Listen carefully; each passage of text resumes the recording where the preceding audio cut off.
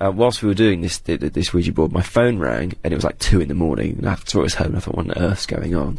And it was my girlfriend saying, she's at home, and the stereo keeps turning itself on and off, and he's unplugged it, and it's still turning itself on and off, and what's going on? And she's perfectly rational, normal person, and she was absolutely terrified. So that was really weird, and the timing of that was really weird.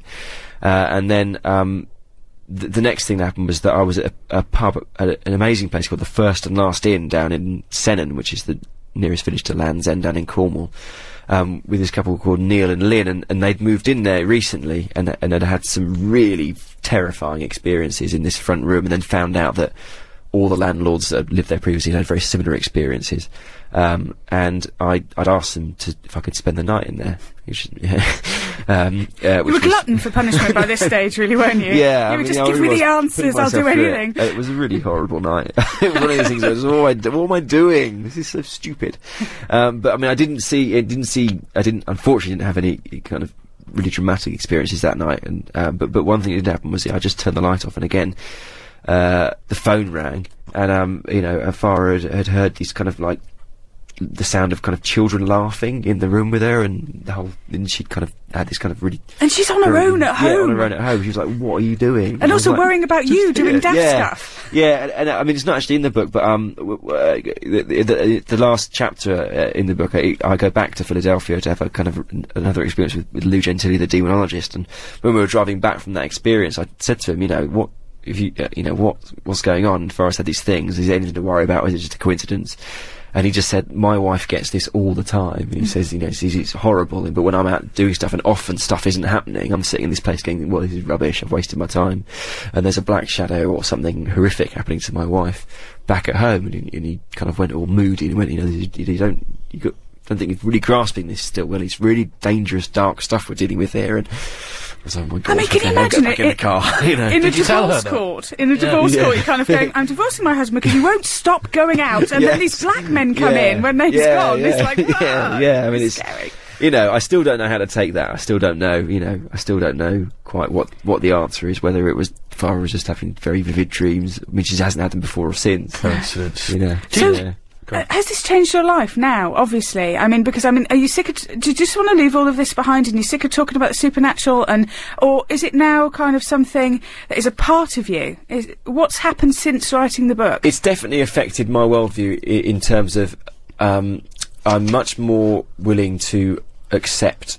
Well, basically, I'm more aware of the limits of the human brain and the human condition. My own personal belief is that the phenomena that we're talking about in Enfield or wherever is real. It actually does happen, but I don't know what it is. So if a medium says to me it's this thing and it's to do with vibrations, that's fine. I don't know if a priest could say to me it's demons or whatever. My own belief is as soon as someone tells me what these things are, that's when I think, well, I don't know. I don't think anybody really knows. I don't think anyone knows either. Do you think you got a bit carried away? I'm sort of, did your rational, balanced and sane mind not kick in at any point on this journey and say, this is ridiculous? They're all filling me full of these stories. See, I think his rational mind was fitting in at every point on this journey. I'm falling for it, hook, line and sinker. Yeah, it was several times, as I kind of recount in the book. I mean, the first time it happened really dramatically was after I'd had my first interview with Morris,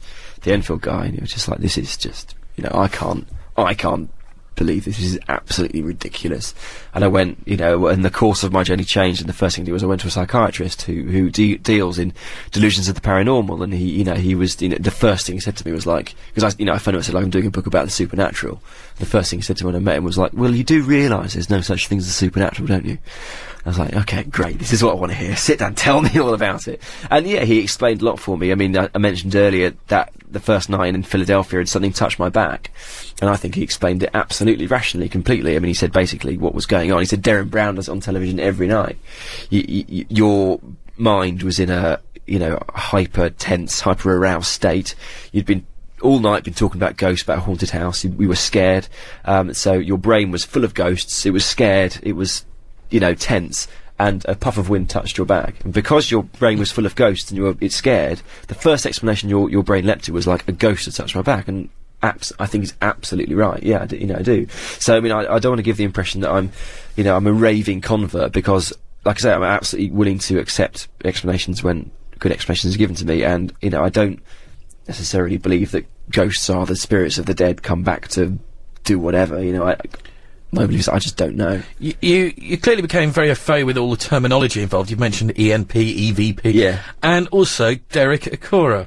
You went on a set of Most Haunted, didn't you? Yes. Yes. Why did you do that?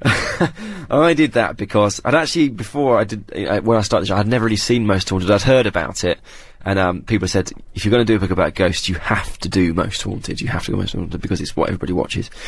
So I did a bit of research and I found out about Derek, and I watched a few videos, and I thought, this is hilarious. This is very funny.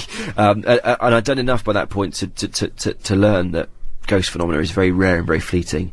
So already the idea of them actually being able to go out and capture this almost guaranteed every night was kind of suspicious. But so it was a Most Haunted live event, and I went on one night of it, and it was down in a place called Canewden in Essex, and they were searching for kind of ghostly remnants of, they had some witch trials there where they executed a load of people for being witches. And yeah, it was amazing. It was very funny. The first thing that happened was which kind of surprised me. I was there as a journalist, and they said I was there as a verifier, to verify that they weren't making anything up, and that it was all kind of above board. So I was there kind of poking around, and the first thing that happened was we went off air. And this is important because obviously Derek's whole shtick is that he doesn't know where he's going to be in advance of where he's going. He's just taken there almost blindfolded, so he can't research it in advance. He doesn't know what we're looking for or what kind of ghosts we're looking for. He's just there, and he has to use his spirit guide, Sam, who tells him what's going on. So, but we knew, because we'd been briefed that we were in the graveyard looking for the ghost of the Grey Lady. So what happened was we cut to an advert break, and there was a sound of a twig snapping in a bush, and we all looked and went, God, what's that? You know, that's, you know, genuinely, we heard something, and then there was a shadow in the bush, and Derek goes, there she is. And I thought, well, hang on a minute, if you didn't know we were looking for the ghost of the Grey Lady, there she is. Anyway, that was all fine, you know, this is it. I'll discard that because this is exciting. And we all ran towards this bush, and then the next thing we heard was, well, I probably can't say it because we're live on air, but it was a very rude word from a very human young man. And what had happened was that that some kids from the local council estate had been watching it on telly and realised that we were filming in the graveyard on the back of their council estate and come to invade the set. So, like, you know, so and one of them starts going, Mary, Mary, like that, and it was very funny. Yvette went really cross, and there was a guy called Tony there that had a bouncer. He went, Tony, get them, and he was, you know, F off and running into the bushes, and there was a bit of a tussle, and it was all very funny. So that was good. So then we went back live on air, and I thought, well, okay, that's done now.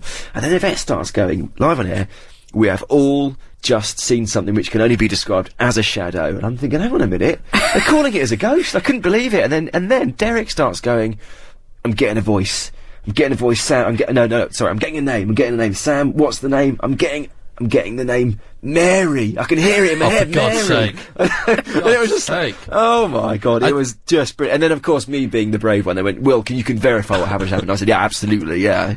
You know. We just had a text from a guy called Martin in Farnham who says, Chris, when Will's on, make sure you talk to him about Derek Acorah and do a search on Google for Creed Kafer. Now, I don't know if you've ever done this, and I've just looked it up. I don't know if you know this story about Derek Acorah, the possession by anagram story at Bodmin Jail, when they went and did Most Haunted there.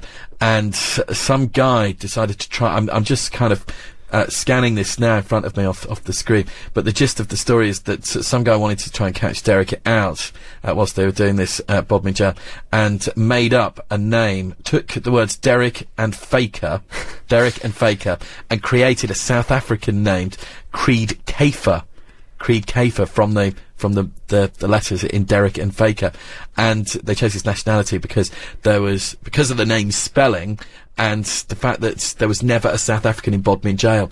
Anyway, there's a guy who's working on the show that's in cahoots with the guy that's trying to set Derek up. Kieran O'Keefe, I'd imagine. That's exactly, yeah. And what he did was had a chat with Derek before they went on air, and they kind of walked around the site, and Derek was told this story all about the South African, but was told that it was not information to be used during the programme anyway, as predicted. Derek sets off and claims that he's being possessed by the anagram, and he calls out the name Creed Kafer, and it was completely made up from the letters Derek and Kafer. As according to a story, at least by Emma G, it is on the internet. It was a good story though.